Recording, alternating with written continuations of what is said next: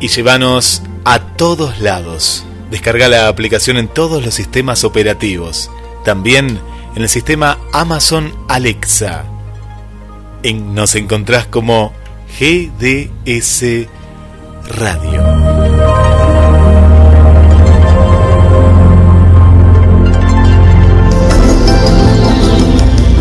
Cuando la oscuridad se fusiona con nuestras melodías.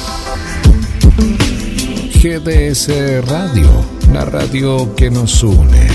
Escúchanos en www.gdsradio.com.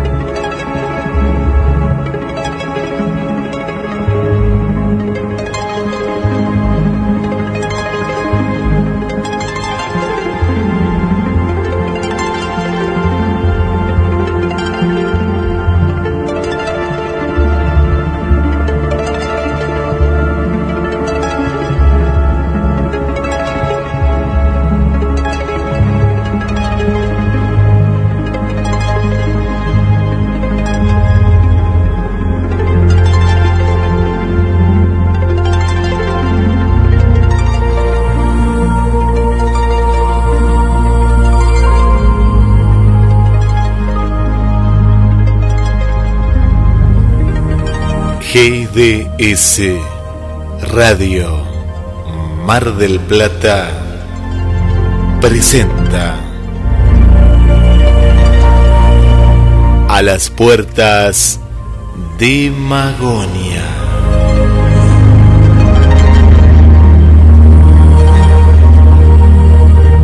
Todos los martes a la noche te invitamos a recorrer, a viajar a la frontera de lo imaginal. Hoy, los secretos de la Navidad pagana y chamánica. Locución: Guillermo San Martino. Y le damos la bienvenida al conductor y creador del programa, el señor Carlos Matos. Buenas noches, Guillermo. Buenas noches, Carlos. ¿Cómo estás? Bienvenido. Muy bien. Disfrutando de este tiempo de Adviento. El domingo de Adviento en el sector latino del cristianismo, de la cristiandad, arrancó el domingo, este último domingo. Y como tantas veces dijéramos, vamos a dar respuesta a aquella pregunta que nos hicieron en el segundo programa. ¿Qué vieron los Reyes Magos? ¿Qué fue la estrella de Belén? ¿Vieron un ovni? ¿Es el registro de un ovni en los evangelios? Esa fue una de las preguntas más recurrentes en el segundo y tercer programa. Obviamente, dar respuesta a esto con el respeto que se merecen las personas que la formularon y todos nuestros oyentes, amerita hacer una aproximación desde muchos ángulos. Entonces, antes de hablar de la Navidad cristiana como la conocemos nosotros, es bueno recorrer este palincesto que reviste cada una de nuestras acciones, porque si empezamos a indagar capa tras capa en cada uno de nuestros actos, en cada uno de nuestros ritos, vamos a descubrir toda una historia, un pretérito sobre el cual nos paramos para desarrollar diferentes actitudes, para celebrar, para homenajear, para hacer aquello que muchos teólogos decían, la teología del recordar, que creer es recordar. Bueno, el sentido de la palabra teólogo no la estamos empleando en una dirección de una religión determinada. Sí. No es esa la idea. Entonces, convocamos a nuestro amigo, el doctor Diego Viegas, para dialogar acerca de un trabajo que él desarrolló hace mucho tiempo y que además va a dar un seminario este jueves. Ajá. Él nos va a comentar acerca de eso. Bueno, qué interesante, Carlos, y escuchándote, esto abre también las puertas de Magonia para hablar de los ovnis en la Biblia, ¿no? Que tanto se suele mencionar. Sí, lo que pasa es que sería muy fácil dar una respuesta inmediata. No, claro, eso. Y a veces no se puede. Y por otro lado, Guillermo, nosotros no hacemos demagogia. No. Tratamos de dar una respuesta, si la tenemos, y si no, también compartimos nuestra falta de respuestas para construir esa respuesta junto con nuestros oyentes. Decía que esto que ha inquietado tanto y que muchos ufólogos ven ovnis en todas partes, también es necesario dar una respuesta. Puede ser que lo sea, puede ser que no. Vamos a aplicar los distintos métodos para poder contestar esto. La semana que viene armamos el arbolito. Sí. Hoy estabas hablando con Marcela sobre el arbolito, el rito del arbolito, bueno, Maradona también, ¿no? Sí. Y creo que es algo que nos pone en una situación de comunión a creyentes y no creyentes, porque el espíritu de la Navidad es algo que envuelve a la comunidad y sobre todo en épocas de crisis. Pero bueno, sin más trámite, Guille, vamos a dar los números de teléfono de la radio para que se comuniquen con nosotros. Vamos a dialogar con Diego Viegas para ver estas capas culturales que revisten la Navidad y, por supuesto, vamos a dar una respuesta a lo largo de este tiempo de Adviento para ver si realmente encontramos una verdad en la búsqueda de esa respuesta, si realmente tiene sentido o si no lo tiene. Pero bueno, nos tomamos en serio el compromiso adquirido con nuestros oyentes, Guillermo, así que vamos a los números de teléfono, a las formas de comunicación y ya le vamos a dar paso a nuestro invitado de hoy. Este es el puente, uno de los puentes para viajar con nosotros. Un boleto, te damos el boleto que es el 223-424-6646. Le damos la bienvenida a los nuevos pasajeros de este viaje, porque siempre se suman nuevas amigas y amigos. Más 54 223 424 6646. También aquellos que estén por la página, mensajes para la radio. En este momento estamos en vivo y podemos también interactuar y compartir alguna reflexión. ¿Qué les parece la nota? ¿Qué les parece lo que compartimos con todos ustedes? Y bueno, como se dio y Carlos lo decía, nos pueden sugerir algún tema que tratemos en el futuro. Así que adelante, Carlos Matos, y vamos con esta interesante entrevista para todos ustedes. A las puertas de Magonia nuevamente con nuestro amigo el doctor Diego Viegas, antropólogo transpersonal, abogado, ensayista, escritor. ¿Cómo estás, Diego? Hola, Carlitos, ¿cómo estás? Un gusto volver a estar en tu programa, A las puertas de Magonia, un viaje a lo imaginal.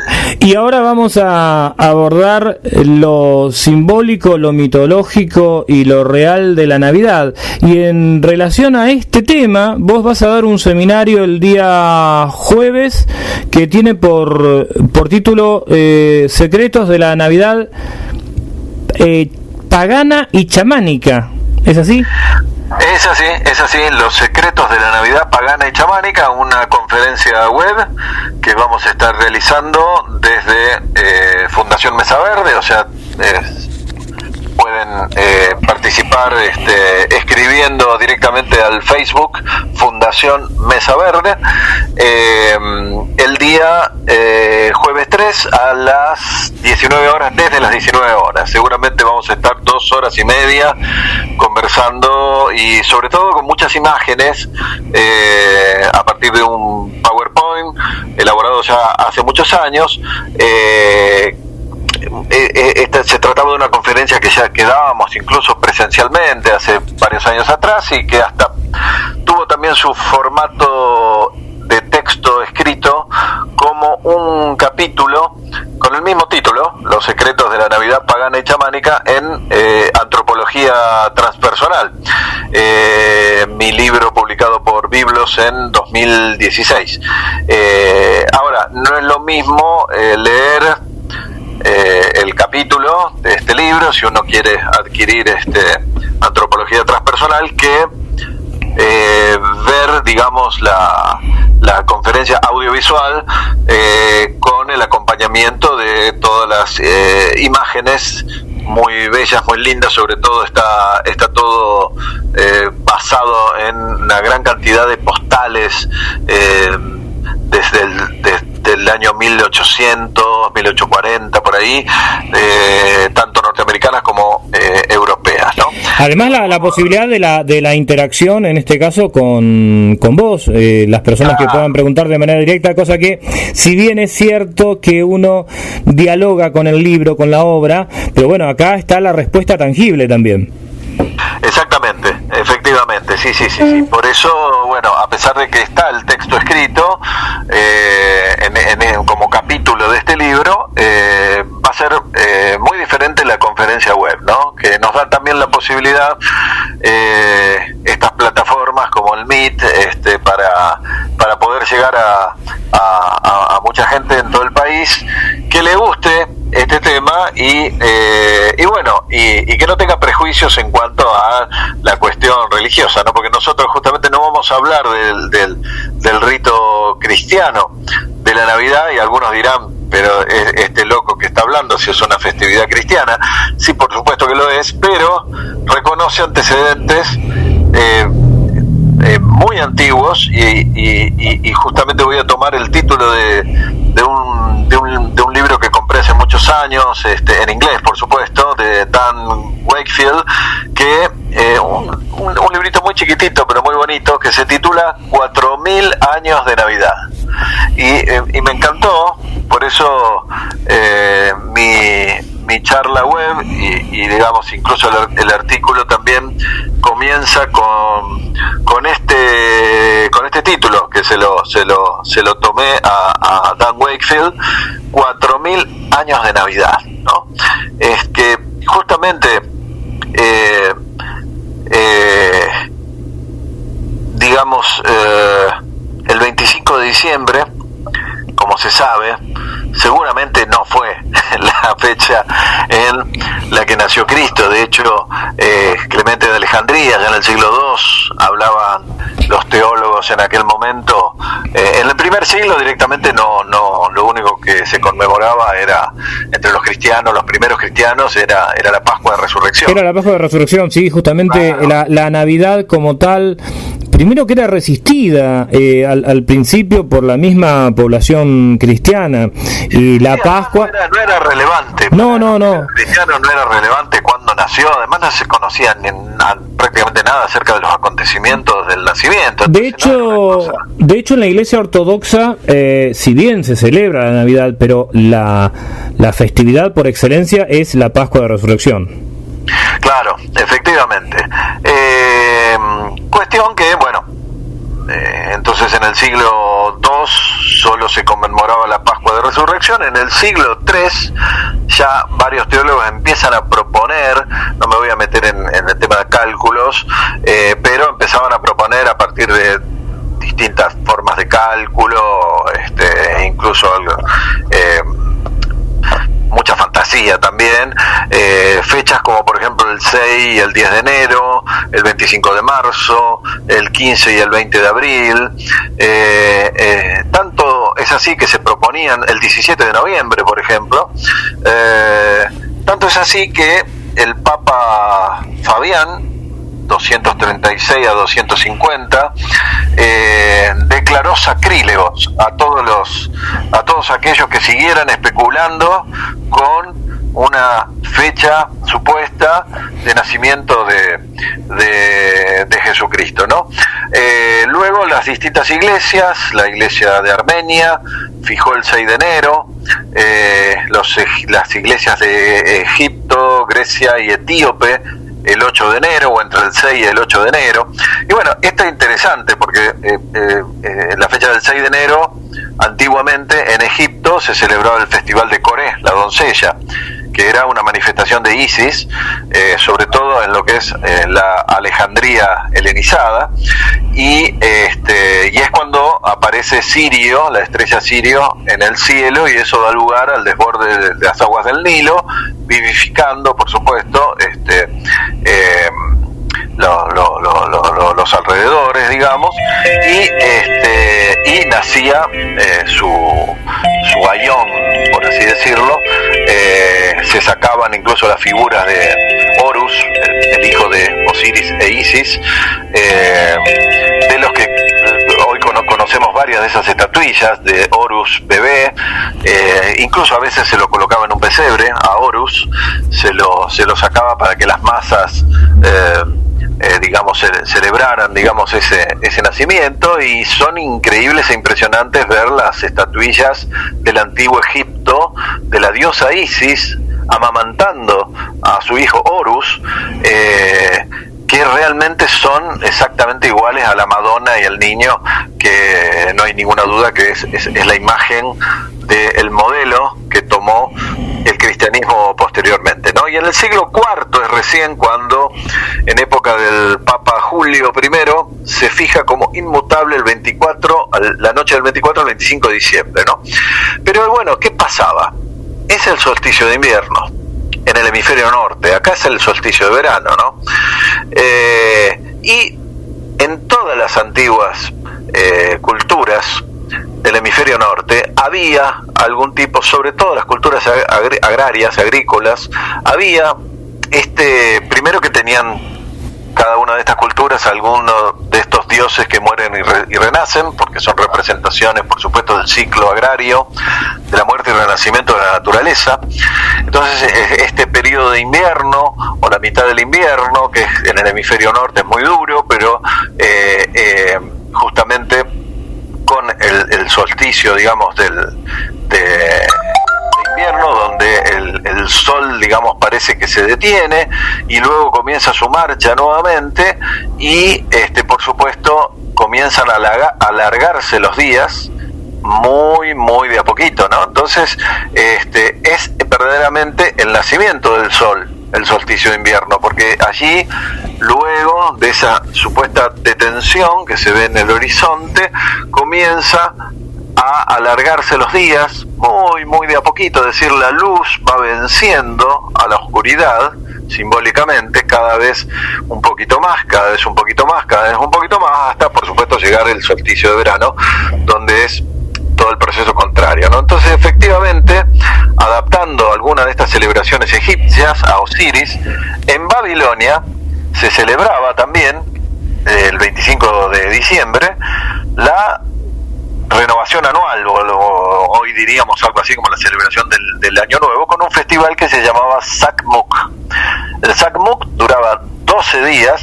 Qué interesante esto, los famosos 12 days, ¿no? Los 12 días de la Navidad, sobre todo en Centro Europa, superpuestos al solsticio de invierno en el hemisferio norte, y obviamente la celebración remitía a esta metafórica batalla del dios solar, Marduk, contra la oscuridad y el caos, representados por Tiamat, la deidad Tiamat, ¿no? Entonces, una típica conmemoración astronómico-religiosa, ¿no?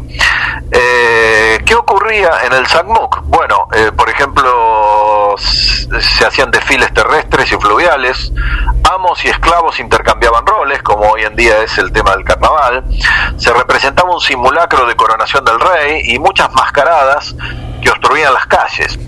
Interesante porque en Europa todavía en zonas rurales sobreviven las famosas mascaradas. O sea, es una ruptura del orden constituido, una especie de renovación, de necesidad de pulverizar lo que se venía cristalizando para arrancar nuevamente, más o menos así. Exactamente, sí, incluso Mircea Eliade, el famoso historiador de las religiones, que definió tan inmejorablemente el tema del mito, y hablaba de los ciclos del eterno retorno, ¿no? Para aquel que cree, realmente participar en estas festividades era realmente estar participando en la recreación del mundo. Estábamos creando nuevamente el universo al participar en estas festividades. Estamos hablando de otra conciencia, de la conciencia de los antiguos, ¿no? Hay que ponerse un poco en la cabeza de gente que vivía en una sociedad agrícola, donde tan importante también para Mesopotamia era la cuestión del cielo, las estrellas, ¿no es cierto? Los dioses son astrales y también son representativos, digamos, de los ciclos de la vegetación y de la naturaleza, y en este caso, bueno, entonces se realizaban este tipo de recitaciones también épicas, ¿no es cierto?, sobre la creación, y se participaba en una recreación, justamente como lo indica la misma palabra, ¿no? Este festival fue el precursor de la festividad de Cronos en Grecia, posiblemente también de las Saturnalias en Roma, muy similares, y del Purim entre los hebreos, ¿no? Pero también pareciera que de aquí provienen las mascaradas, dirigidas por un tonto o un hombre salvaje, que en muchos pueblos actuales se organizan tanto para Navidad como para el Carnaval, sobre todo, por ejemplo, en regiones centroeuropeas, ¿no?, donde todavía se utiliza esta cosa. Por ejemplo, el 5 de diciembre ya aparecen Krampus y las celebraciones de Berchta o Berchta, que en donde los pobladores de zonas montañosas se disfrazan con pieles así de animales monstruosos, ¿no es cierto?, con cornamentas, y también de aquí parecen salir, como decíamos antes, las célebres costumbres de los 12 Days, los famosos 12 días de la Navidad en la Europa Central, en los Balcanes, que ahora está llegando un poquito acá. Por ejemplo, hay una chocolatería muy famosa de Bariloche que está haciendo los chocolates de Adviento, ¿no? Si bien proviene un poco del protestantismo, esto está un poco alejado de las costumbres más bien católicas, esto de los días de Adviento, ¿no? Comenzar a comer un chocolate desde el 1 de diciembre hasta que llega la Navidad, ¿no? Las Saturnalias obviamente son un antecedente donde antiguamente era el Festival de Cronia, el Festival de Cronos para los antiguos griegos, y los romanos obviamente habían instalado exactamente el mismo modelo, el mismo panteón, con los nombres cambiados. Para Roma era Saturno, ¿no es cierto?, Cronos, y bueno, y tenía lugar primero entre el 17 de diciembre, pero después fue ampliado toda una semana hasta llegar al 23 de diciembre, y se hacían sacrificios y ritos públicos, había una serie de fiestas y costumbres celebradas en privado, las celebraciones incluían unas vacaciones escolares, igual que ahora, la realización y entrega de pequeños regalos, se hacían un tipo de mercadillos o mercados, como se suele hacer aquí también, bueno, y en Europa. Se permitía el juego para todos, incluso para los esclavos, durante este periodo. No se usaba la toga, sino más bien se vestía uno con lo mínimo. Se celebraban banquetes antes de la fiesta y eran atendidos por sus dueños. La Saturnalia se convirtió en uno de los festivales romanos más populares que dieron origen a más locura, más esta cosa de cambio de lugares entre amos y esclavos también, lo que revertía temporalmente el orden social.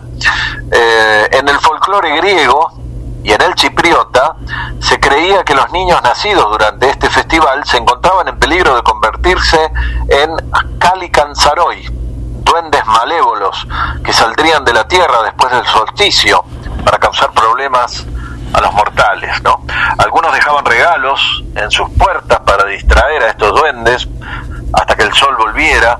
Es decir, la Navidad moderna creo que nunca dejó de tener su lado más formalmente cristiano y sacro, la misa del gallo, todo lo que ya sabemos, y su costado más bien pagano de entretenimientos, de regalos, de excesos saturnálicos, diríamos, ¿no?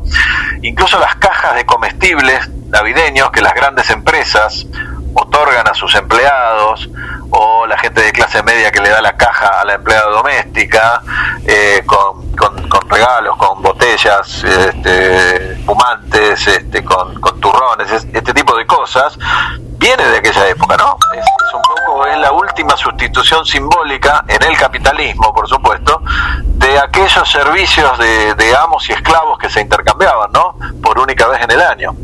Incluso los mercadillos de artesanías y de dulces navideños se asemejan también a los de las Saturnalias de la época republicana, y también, por supuesto, que el carnaval moderno le debe mucho a las Saturnalias, ¿no? Una breve subversión del orden social, ¿no? Por supuesto, el Festival del Sol Invictus en el Imperio Romano, el Sol Invencible, que era una especie de título religioso, que fue empleado sobre todo en la última etapa del Imperio Romano. Y bueno, no hay duda que también muchísimos de los elementos que se utilizan para ornamentar, como adornos, como costumbres de esta época del año en Europa, provienen muchísimo de lo que es las culturas germánicas, ¿no? Incluso de la época vikinga, de lo que era el Yule. El Yule era el festival del solsticio de invierno en la época vikinga, y también entre los escandinavos y los germánicos, ¿no? Y allí, por supuesto, era una época de tremendas ventiscas, que cuando el viento del invierno en Escandinavia soplaba sobre el techo de las casas, la gente pensaba que sonaban como grandes ejércitos que pisoteaban a través del aire, ¿no? Y los campesinos creían que los muertos del año anterior volvían a la tierra, llevados por la caza salvaje de su dios Wotan o Odín, el guerrero barbudo, pero también chamánico, ¿no? Montado en un caballo blanco de 8 patas. Y por supuesto que estas ideas van a influenciar más tarde tanto a lo que es el Halloween, la víspera de Todos los Santos o el Día de los Muertos, y por supuesto a Papá Noel. De hecho, Odín es una deidad con muchos aspectos chamánicos, que observa desde su montura celestial los comportamientos de los niños y de los adultos, y va concediendo bendiciones, en su caso, como hoy lo hace Papá Noel, ¿no? Thor, a su vez, viajaba en un carro volador, ¿no es cierto?, tirado por cabras, las cabras que se tenían como nombre Trueno y Relámpago, ¿no? Y estaban, por supuesto, de visita en diciembre, ¿no? Claramente hay un remanente de todo esto también en el hombre salvaje medieval, que siempre es representado como un hombre peludo, ¿no? En este caso Papá Noel no es peludo, pero está vestido con pieles, ¿no es cierto? Y tiene una gran barba, ¿no es cierto?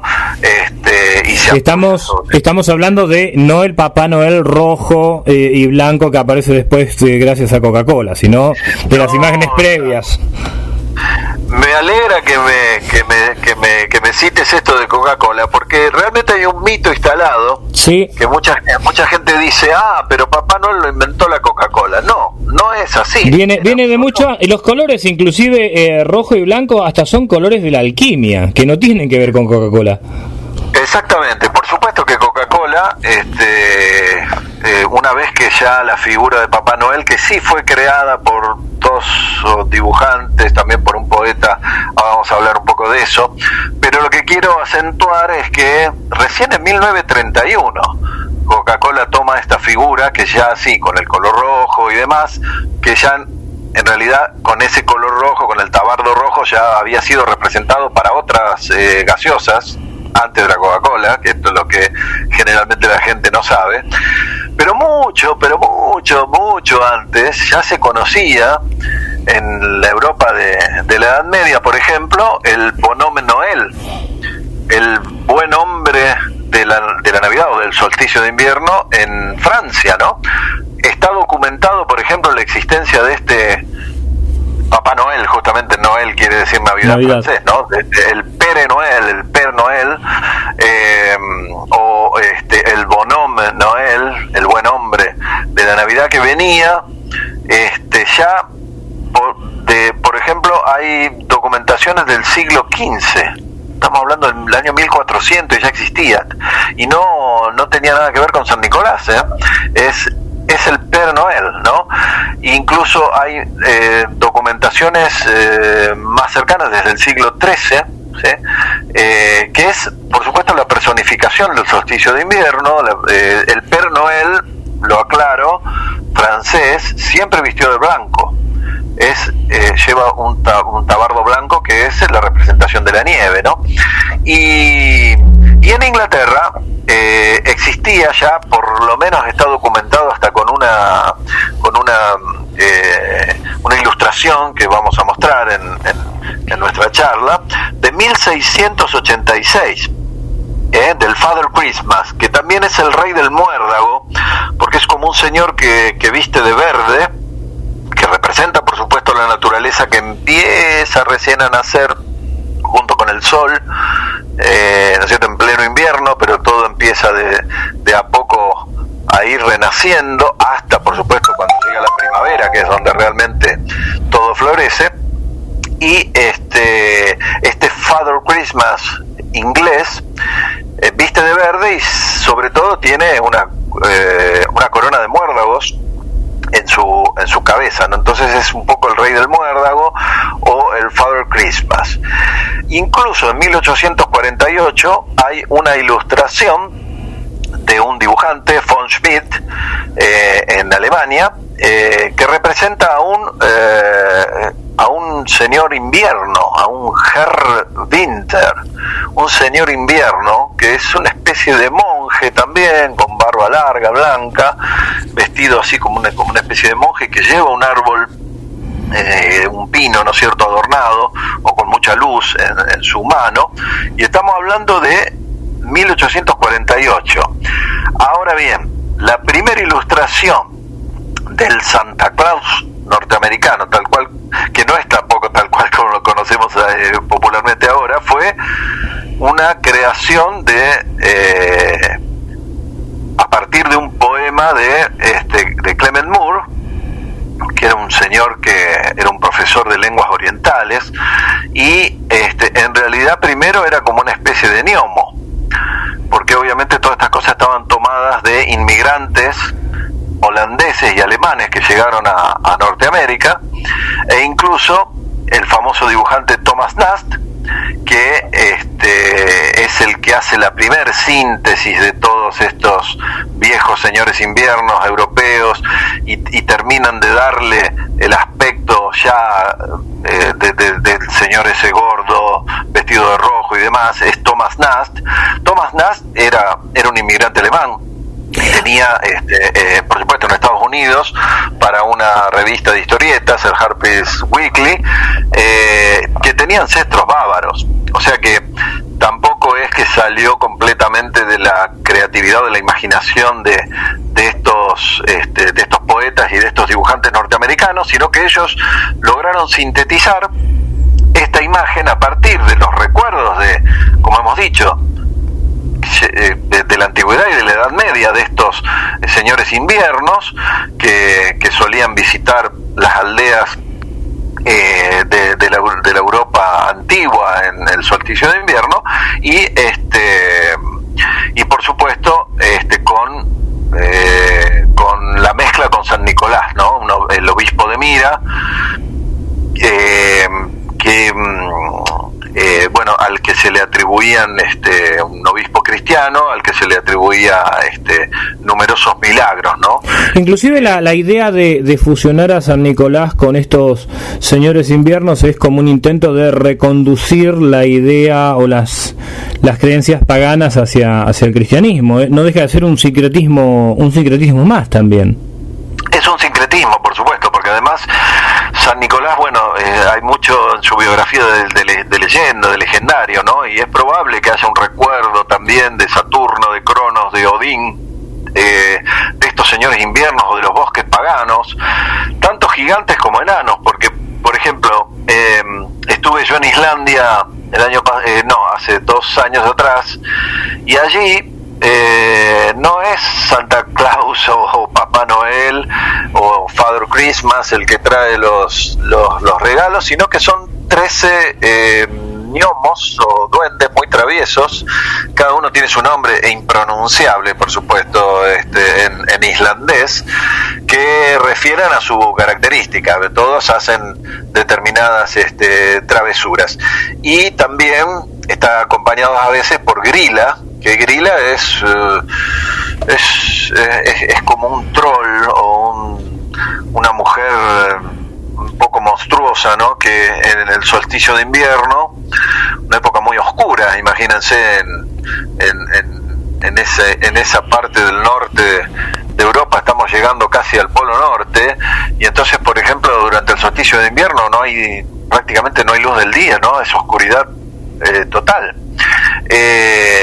Uno como que no tiene esa idea, dado que hemos nacido en el hemisferio sur y estamos en Argentina justamente más cerca del polo sur, pero allí, por ejemplo, hay un día donde reina la completa oscuridad, ¿no? Entonces, claro, hay espíritus también malignos, y Grilla representa justamente esa mujer gigante, una especie de bruja, un troll, que se comía a los niños directamente. O sea, era una cosa bastante monstruosa, que hoy en día, por supuesto, la imagen ha sido dulcificada, un poco jocosa, de una bruja que da un poco más de risa, acompañada por esos 13 gnomos, pero que en su propia época era algo que a los niños daba, por supuesto, muchísimo miedo, ¿no?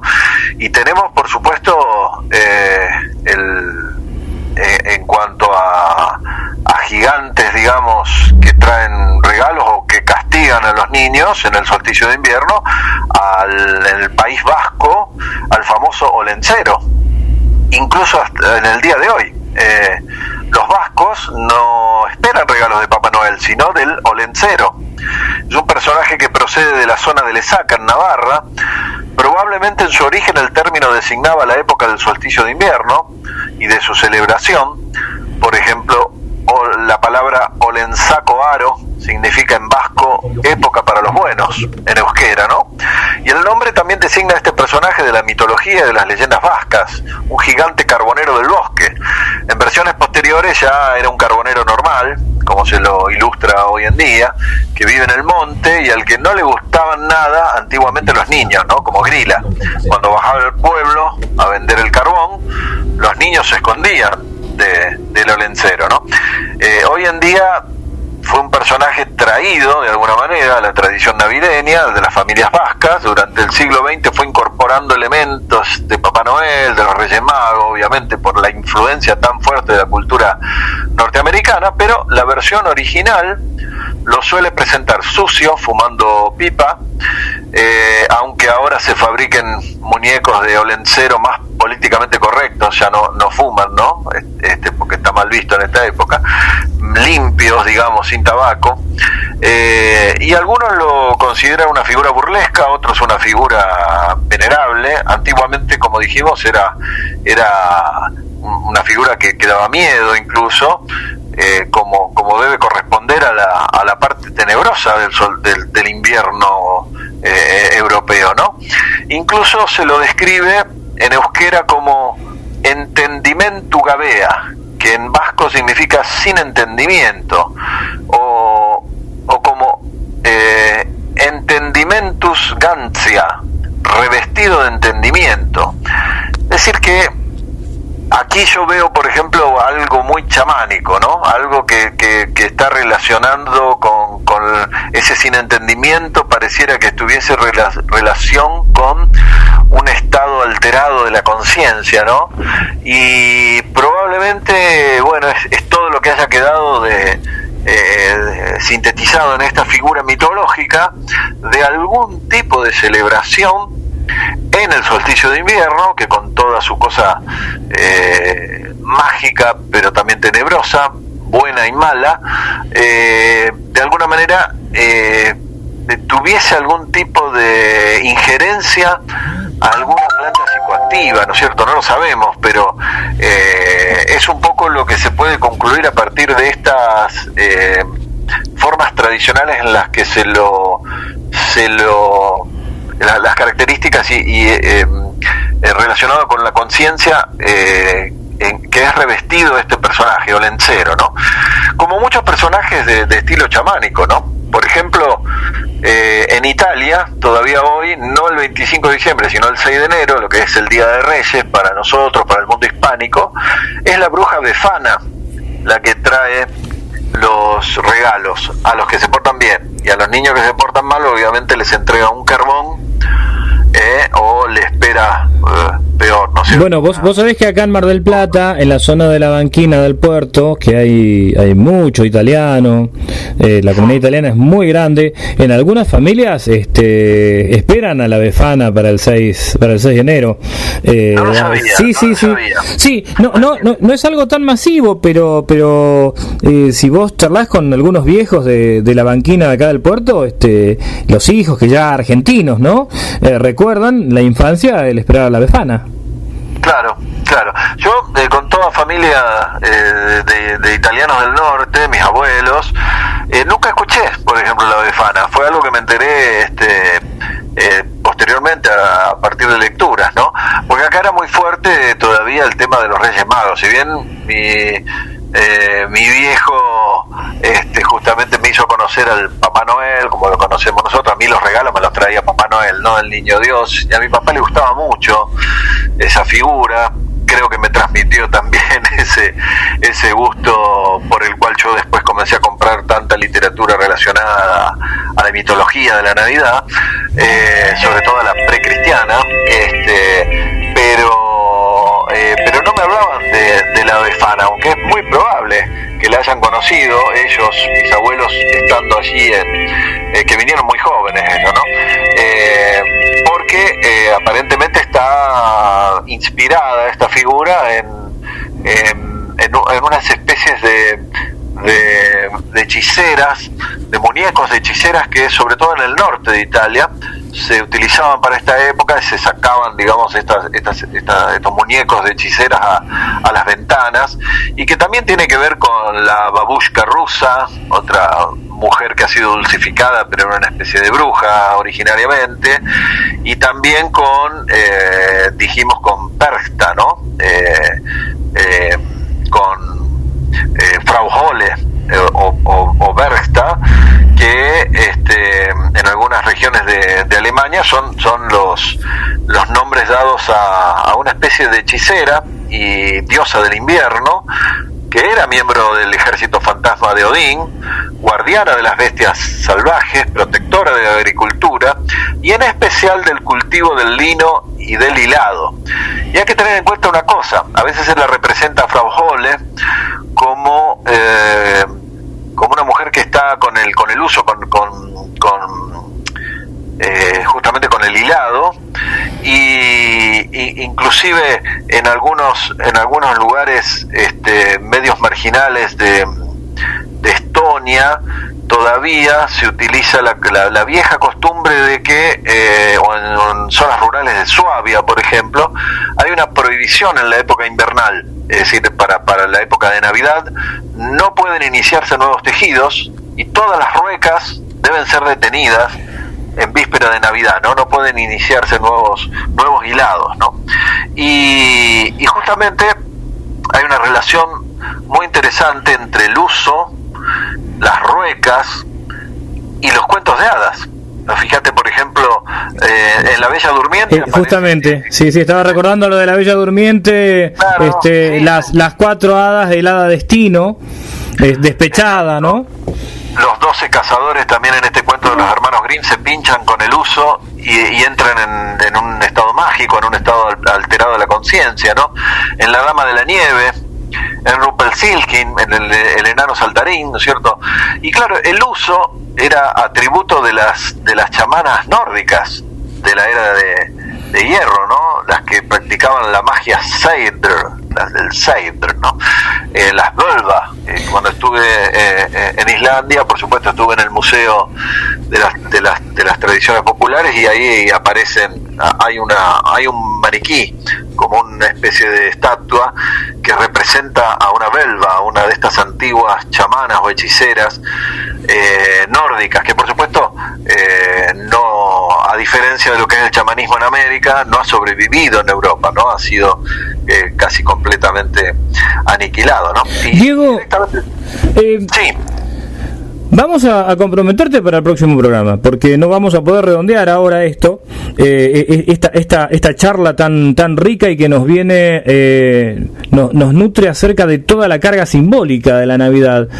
Pero antes de despedirte por este capítulo, te pido que repitas la forma de contacto para todos los oyentes que quieran hacer esta charla, participar de este seminario que vas a dar sobre la Navidad pagana y chamánica.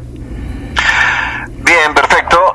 Esto entonces va a ser el día jueves 3 de diciembre desde las 19 horas por la plataforma Meet, y para inscribirse solamente tienen que ir hacia el Facebook Fundación Mesa Verde, y por privado ahí me escriben en el Facebook, y hay un costo de 500 pesos que se puede pagar con un botón de pago de Mercado Pago o por PayPal, no hay ningún problema.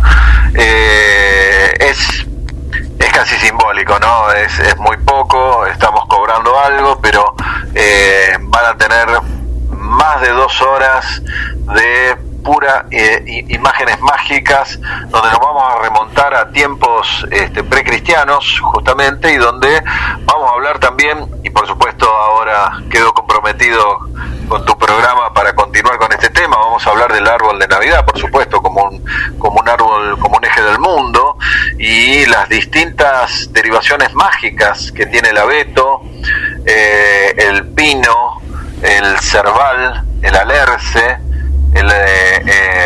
los distintos árboles de Navidad que tuvieron una importancia mitológica y religiosa en épocas precristianas. Y también vamos a hablar mucho de el hongo de la manita moscaria. ¿Cuánta gente tendrá en su casa algún adorno de Navidad? Este hongo famoso del sombrerito rojo con pintitas blancas y el tallo blanco, a veces como una especie de casita, ¿no es cierto? Porque representan al hongo con una especie de puertita como si fuera una casita, y ahí adentro viven los duendes, y efectivamente ahí adentro de ese hongo psicoactivo viven los duendes, porque la manita moscaria, como se la llama, o gropéndola loca, o tiene varios nombres, digamos, populares, es justamente un hongo psicoactivo con el cual los antiguos chamanes, los antiguos herboristas alcanzaban, sobre todo luego en los sueños, una comunicación con el mundo espiritual, con el mundo de los duendes y estas cosas que quedaron después antropomorfizadas en las leyendas y en la mitología, ¿no? Pero es un tema interesante para acompañar a nuestros oyentes el martes que viene, que justamente es 8 de diciembre. Van a estar armando los arbolitos en las diferentes casas, así que en principio invitamos a los oyentes a que escriban a Mesa Verde, se comuniquen con Diego, que hagan el seminario, y nos encontramos, Diego, entonces el martes próximo armando los arbolitos con nuestros oyentes y desarrollando este tema del Axis Mundi, los distintos árboles, la iconografía de estos árboles, y metiéndonos ya de lleno en la cuestión chamánica. De lleno, exactamente. Vamos a hablar del muérdago, vamos a hablar de la amapola, vamos a hablar del acebo, y hasta vamos a hablar de los renos y por qué los renos vuelan, y bueno, y les encanta emborracharse con la manita. Muchísimas gracias, Diego. Nos vemos entonces el martes próximo. Perfecto, un abrazo grande.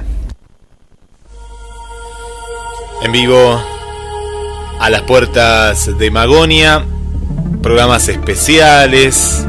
Comenzó diciembre, mes de la Navidad, y bueno, comenzamos con esta gran entrevista, Carlos. Sí, una gran entrevista por la calidad del entrevistado, por supuesto. Esto es como hicimos en alguna otra oportunidad el juego del cadáver exquisito, es decir, vamos planteando diferentes líneas, diferentes fragmentos, un aparente puzzle, pero con piezas separadas, pero que al final se unen. Es muy importante para dar respuesta a aquella pregunta que nos hiciera el primer oyente, que después siguieron otros, acerca de la estrella de Belén, qué vieron los magos, ¿por qué? Porque hay muchas hipótesis sobre lo que vieron los magos. Desde una estrella propiamente dicha, yo recuerdo cuando era niño, estaba en apogeo la idea del cometa Halley, alguna conjunción astronómica, pero también está la hipótesis alucinatoria, que esa hipótesis también existe. Otros dicen que fue un ángel, sí. Y si bien cada uno de nosotros tiene sus creencias, acá tratamos de mostrar todos los puntos de vista, y por supuesto vamos nosotros también a dar nuestras conclusiones. Pero para que se entienda claramente por qué vamos a avanzar sobre cada una de estas teorías, es importantísima la participación de Diego, para que nos muestre todos estos cimientos precristianos en cuanto a la Navidad. Vos sabés, Guillermo, que no todos los cristianos festejan la Navidad hoy día. Hay algunos grupos evangélicos que rechazan la Navidad como celebración, justamente por acusarla de una fiesta pagana. Sí. Hay otros que dicen que no, que el mandamiento de santificar las fiestas incluye también la reconducción de estas fiestas solsticiales hacia una exaltación de la creación. De hecho, bueno, decíamos al principio que los primeros cristianos no celebraban la Navidad, sí celebraban la Pascua. La Navidad se empezó a celebrar después. Algunos dicen que la Navidad es como celebrar un eterno retorno, y en realidad el cristianismo no celebra un eterno retorno, no es cíclico, sino más bien lineal, o más que lineal, espiralado en cuanto a la flecha del tiempo o a la línea del tiempo. Así que el programa que viene, mientras armamos los arbolitos, sí, en cada uno de nuestros hogares, vamos a volver a charlar con Diego, vamos a compartir algunos escritos. Vos sabés que el Corán habla también del nacimiento de Jesús. Habla, así es, sí. Pero el relato del Corán es muy distinto. Vamos a ver qué es lo que dice el Corán, qué es lo que dice un libro como el libro de Mormón también, que es un libro importante para muchas personas. Más allá de la discusión que existe sobre la autenticidad del libro, si es auténtico, si no, bueno, acá lo importante es que culturalmente para un grupo de personas es un libro válido. Sí. Vamos a ver qué es lo que dice ese libro. Vamos a recorrer los evangelios canónicos, que de hecho el único que habla de los reyes, el único de los evangelios que habla de los reyes de los evangelios canónicos y de la estrella es el Evangelio de Mateo. Mateo, claro, así es. Sí. Es Mateo, porque de hecho, bueno, Marcos no habla de la infancia de Jesús, Lucas sí, pero no menciona a la estrella, y bueno, Juan, que se considera uno de los evangelios más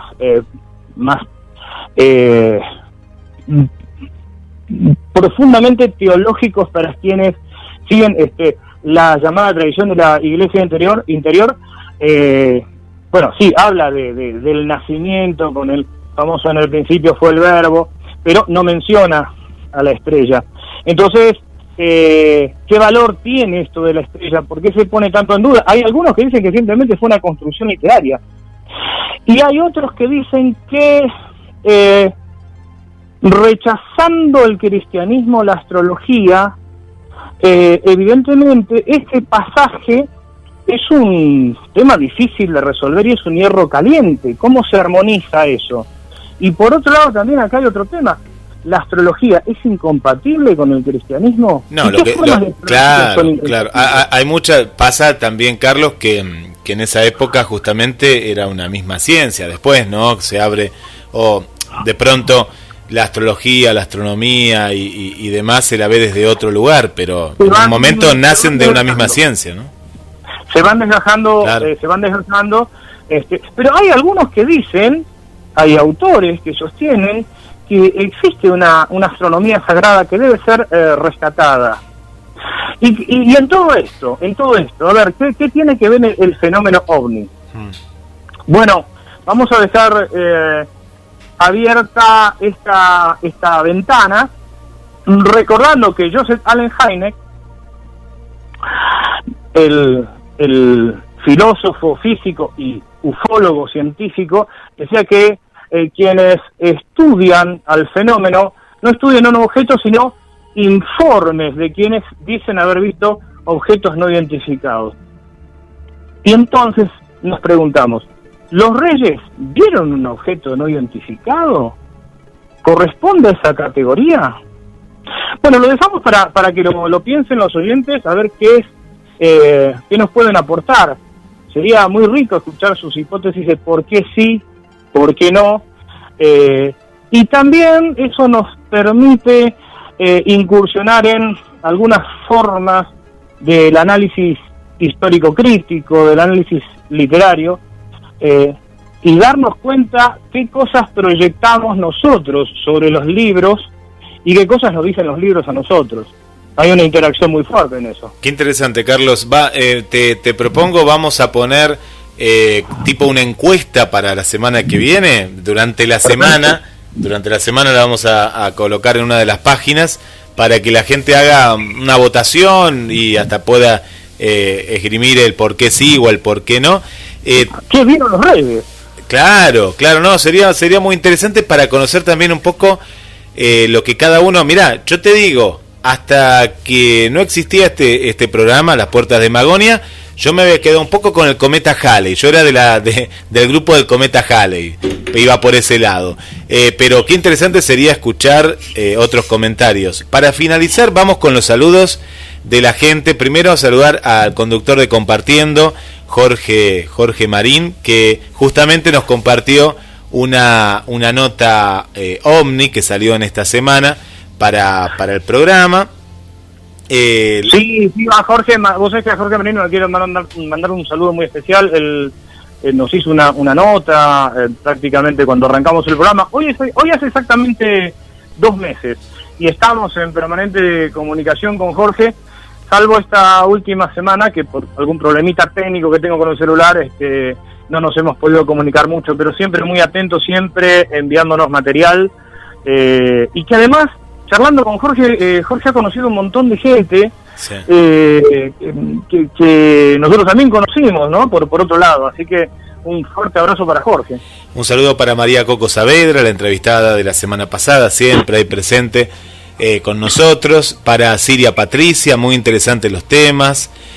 Por aquí Vanessa Genkowski también está en la sintonía. Berenice desde México, desde Querétaro. Buenas tardes, Capo, ya son 3 horas menos. Buenas tardes, saludos a todos, disfrutando de un buen programa. Ana María, aquí cerca del barrio San José. Mario, desde Alejandro Corns, en el sur de Mar del Plata, la provincia de Buenos Aires, del Gran Buenos Aires. Nino Melina, desde la ciudad de Neuquén. Elena, desde Santiago de Chile. Bueno, infaltable Esteban Lingueri también, desde Bahía Blanca. Dice, es un privilegio escuchar a Diego Viegas. Ya mismo me anoto para la charla del jueves. Y nos manda un abrazo nuestro amigo radial Esteban. Vos sabés que mencionaste a María Coco Saavedra, mucha repercusión acerca de lo que nos compartió María el programa pasado. Quiero aprovechar para hacer una aclaración, porque hubo un oyente que se enojó, ¿viste? Sí, hubo un oyente que se enojó cuando... después que entrevistamos a Luis Pacheco, sí, decíamos con Luis, en forma irónica, yo me hago cargo, ¿no? Sí, de esto de que muchas personas que dicen haber vivido varias vidas, siempre fueron guerreros, sí. Claro. Sí. Entonces, se malinterpretó como que nosotros nos estábamos riendo de una creencia. De ninguna manera. Habrá gente que cree en las vidas pasadas, gente que cree en la rotación de las almas, eso nosotros no lo juzgamos. Lo que estamos hablando que quienes salen a los medios, que eso es otra cosa, quienes salen a los medios, da la casualidad que siempre han sido personas que han tenido vidas fastuosas, nunca han sido leñadores, obreros, desollinadores. Hablamos de eso, o sea, no estamos de ninguna manera acá satirizando ninguna creencia. Estamos hablando de casos puntuales. De hecho, hicimos referencia a determinadas personas y las cosas que estas personas dicen, y que las personas públicas deben hacerse cargo de lo que dicen públicamente. Fue eso lo que analizamos con Luis, sí. De manera que de ninguna manera, reitero, esto de ninguna forma nosotros estuvimos estigmatizando alguna forma de creencia. De hecho, acá participa todo el mundo, desde la corriente que sea, y fíjate, por ejemplo, todo el análisis que hizo Diego Viegas, que bueno, coincidirá con algunas personas, con otras no, pero acá, en el marco del respeto, todo el mundo tiene las puertas abiertas. No, y visto desde el análisis, por eso, pero esto para hablarlo en forma general, ¿no? Es una observación muy válida, Mirá que cuando lo observaron, y por lo menos en mi inquietud, pues yo me pongo de oyente escuchando las entrevistas como toda la gente, dije, para mí tiene razón, ¿no? Porque no hay nadie, pero aparte sabemos con el respeto con el cual salen las entrevistas, pero a mí me gustaría que algún oyente en particular me diga, y yo en mi vida pasada fui un linchera. Nadie dijo eso, pero bueno, yo nunca lo escuché, pero me lo marcaron en la entrevista y dije que tienen razón, porque es así. Pero bueno, está bueno hacer este análisis, porque lo que se hace acá es un estudio con los relatos, los comentarios, ¿no? Los testimonios de la gente, y bueno, y como vos decís, tuvimos un relato tan extenso y tan rico de María Coco Saavedra, como también lo tuvimos con los entrevistados. Así que, bueno, atentos a lo que va a pasar la semana que viene, porque me parece que nos van a dar más elementos a la hora de armar el arbolito y pensar también desde este lugar, desde Magonia. Muy bien, Guillermo, nos encontramos entonces la semana que viene con el pino, con el abeto, con el árbol artificial o natural, algunos tendrán una rama natural, y qué mejor que esa comunión que tenemos, más allá de las creencias en esta época, que en cada casa sin tantos recursos, con mayores recursos, pero la familia se junta a armar el árbol. Es un rito que no conviene perder, porque no deja de ser la sinergia de toda una comunidad. Gracias, Carlos.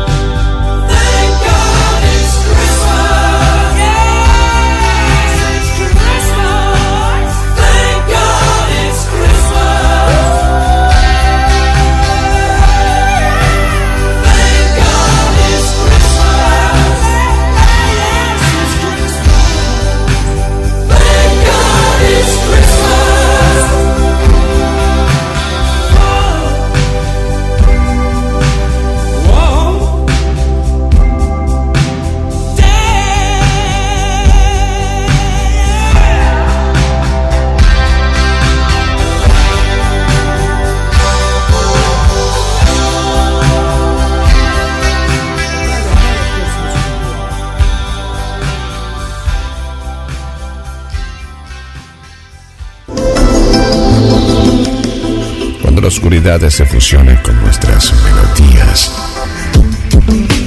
GDS Radio, la radio que nos une. Escúchanos en www.gdsradio.com.